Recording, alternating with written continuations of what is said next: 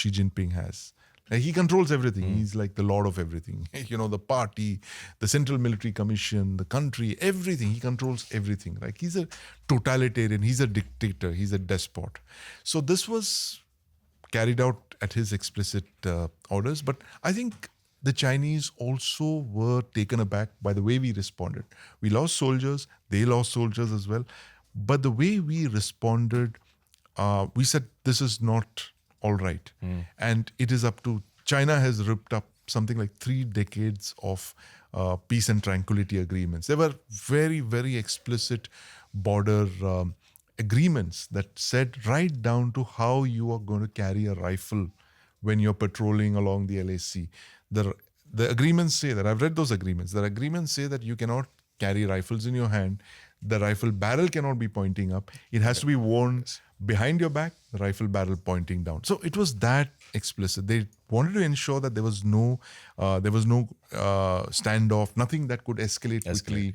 Yeah. But the thing is that by 2020, you also have to see how China's border infrastructure had developed. They had the ability now to move divisions very quickly to the LAC. And this was the capability, this was the capacity that they didn't have in 1962. They had to actually build roads, special roads. Literally, they had to work, and they worked like, ants, and they built those roads through 1962. And then they finally came in and they launched that attack against us. But in 2020, they had already reached a level of border infrastructure. And if you study experts who've analyzed the Chinese very closely, they say this is a pattern to China's aggression with all its neighbors. They're very peaceful and they're very quiet and they're very well behaved when there's no infrastructure. Yes. When they start building up that border infrastructure, their attitude and their behavior changes.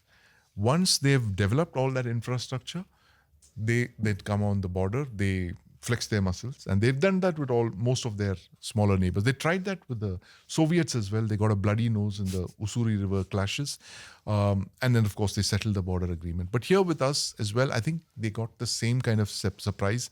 We might have been initially surprised by the Chinese in 2020, but then we did an all-of-government approach with the Chinese in terms of cracking down on trade. Yes. We banned the Chinese apps.